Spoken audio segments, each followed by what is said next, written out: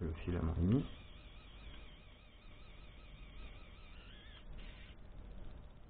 Ah oui, d'accord. Bon. Donc oui, ça marche. Alors par contre, il faudra peut-être passer un petit peu les fils. Alors un truc que je fais de temps en temps, moi, quand les fils sont comme ça et qui sont bien marqués, c'est que je les chauffe un petit peu, alors soit au sèche-cheveux, soit à la décapeuse thermique, soit à la lance à dessouder là.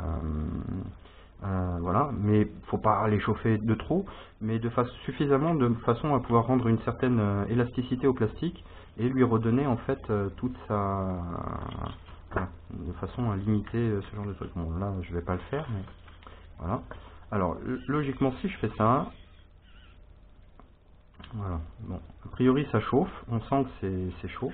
Alors je dirais que le premier inconvénient c'est que il est relativement court, et que lorsqu'on veut l'utiliser, très vite les doigts peuvent s'approcher très rapidement donc de la tête d'impression. Et ça, c'est pas franchement ce qui me réjouit le plus, parce que je sens déjà que ça commence à chauffer. Donc à mon avis, il doit y avoir une conduction thermique assez importante à ces alentours-là. Donc c'est le genre de produit sur lequel on doit très probablement rencontrer une petite difficulté.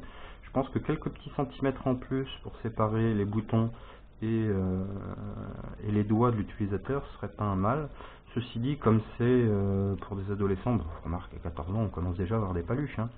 Mais voilà.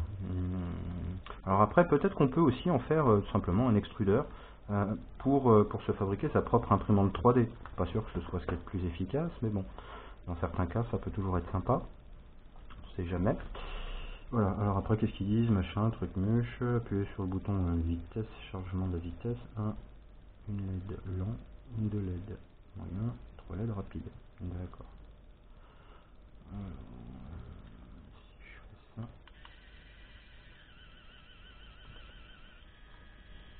Ah oui, d'accord. Donc là, il me l'a complètement sorti, mais il s'arrête plus, hein.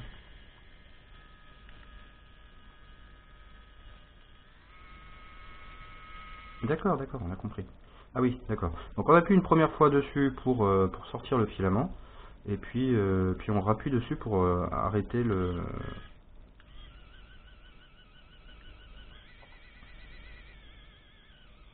Bon, alors par contre au niveau du bruit, c'est quand même assez space, je trouve. Voilà. Alors j'aimerais qu'il commence à sortir quelque chose. On sent bien la chaleur, hein, quand même. Alors si je rappuie sur celui du bas, voilà. Alors celui du bas en fait me permet de sélectionner la vitesse de sortie d'extrusion. Donc on va essayer.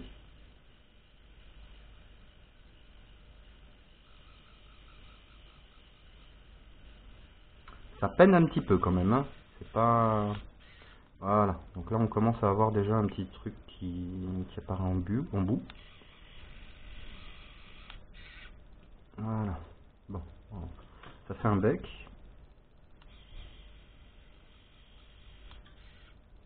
Voilà. Hop. Donc là normalement on devrait être prêt pour pouvoir faire un essai. Alors, là, j'ai pas d'exemple de truc que je puisse faire comme ça. Sinon, tiens, partons du principe que ce petit moteur, on veuille lui faire une petite couronne sur le pourtour de...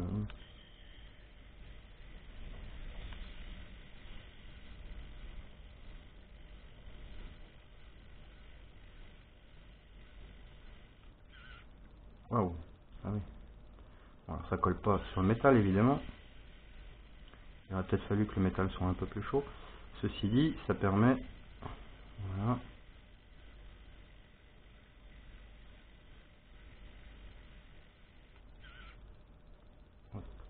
Alors on va dire qu'on lui a fait une couronne, maintenant on va lui faire un ceinturage comme ça.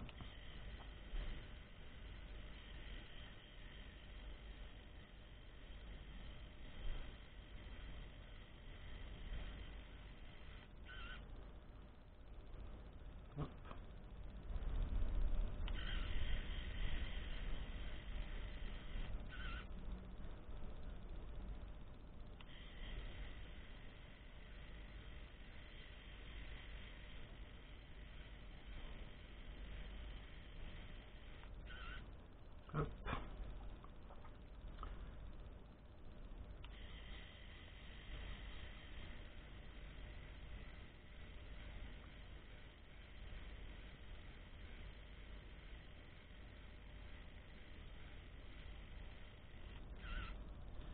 Voilà, donc là ça permet déjà, je dirais bon an mal an, de réaliser une petite cage qui permettrait éventuellement d'immobiliser le moteur pour le placer je sais pas où, hein. Mais bon, voilà. Donc c'est un petit peu le but de l'exercice. Bon après je suis pas certain que pour refermer des boîtiers qui soient mal fermés ou autres, ce soit le mieux. Alors, on va essayer de trouver quelque chose. Que puis-je trouver à refermer? Alors, peut-être tirer un petit peu le machin. Voilà. Alors la température est pas si... c'est chaud, hein, on sent que c'est chaud, mais c'est pas bouillant au point de hurler. Bah écoutez, je sais pas. Voilà. Bon, bref. Enfin, je sais pas. Si, je sais, mais j'ai pas d'objet que je puisse éventuellement reboucher pour le moment. Enfin, pas sous la main en tout cas. Alors je cherche. Ah tiens, voilà. On va dire que ça tombe bien. Alors admettons que on ait un trou ou quelque chose. Alors on pourrait le faire avec du silicone, on pourrait le faire avec tout un tas de choses. Le seul truc c'est que si on a quelque chose qui est d'une certaine couleur, c'est vrai que on a déjà 3 couleurs de base, plus le petit pack que j'ai présenté tout à l'heure. Alors le petit pack que j'ai présenté tout à l'heure, il faut savoir que il est en promo. Alors je l'ai trouvé, il était à 19 et des patates et il est vendu 15 € et des patates. Bon, ça reste cher pour une centaine de mètres, hein, encore que. Voilà. Alors au niveau des coloris, là par exemple, on se retrouve quand même avec un certain nombre de couleurs. Alors pas sûr qu'on trouve des boîtiers de cette couleur-là ou de cette couleur-là, ou encore même de toutes celles-ci. Du blanc, du noir, c'est pratiquement sûr. Du bleu, du jaune, du rouge, moyen sûr. Mais bon, ça permet de faire, on va dire, un certain nombre de choses et éventuellement de faire des petits marquages. Rien n'empêche de faire une petite collerette sur un fil, par exemple pour lui donner pour indiquer la fonction de ce truc-là. Voilà. Alors j'en profite, j'avais commandé ceci sur internet. Certains le reconnaissent. Mes amis corsaires doivent très bien savoir de quoi je parle. J'avais croisé ce bestiau. Alors lui il s'excite d'un coup. Voilà. Alors ça c'est très bien. Voilà. Alors quand on l'utilise pas pendant un certain temps, a priori, il décide de lui-même en fait d'extraire le filament. D'accord. Ok. Donc oui, donc je disais ça, mes chers amis doivent savoir de quoi je parle. Le seul truc, c'est que ce machin-là ne fonctionne pas complètement. Alors oui, j'ai bien une fréquence, mais par contre, quand j'y mets un quartz, ça ne marche pas. Alors par exemple, l'usage qu'on peut avoir de ce bestiau là, s'il veut bien se mettre...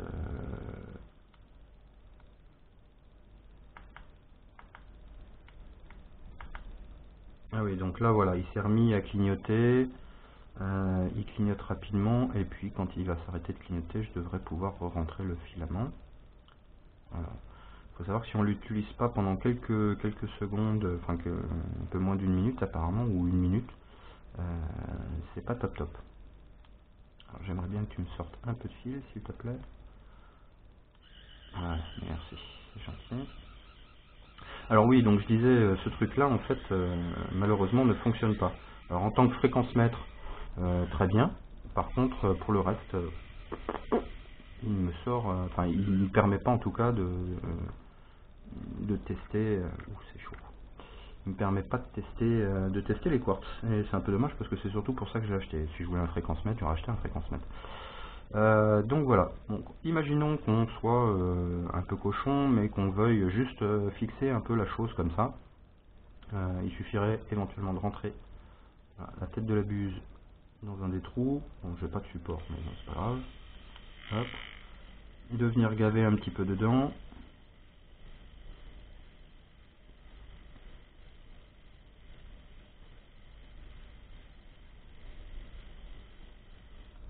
Voilà. Là, on se fait une petite tête. Hop, on fait pareil à côté.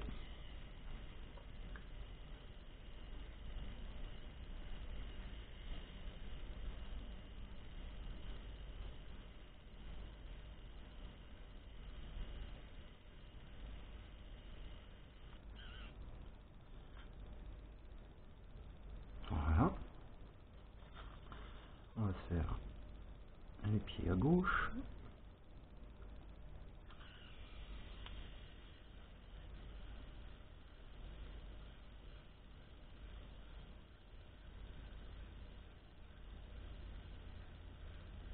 Bon, c'est un peu long et fastidieux, je dirais, pour se faire des pieds, hein, mais c'est histoire de se faire la main. Voilà. La petite tête. Et le dernier.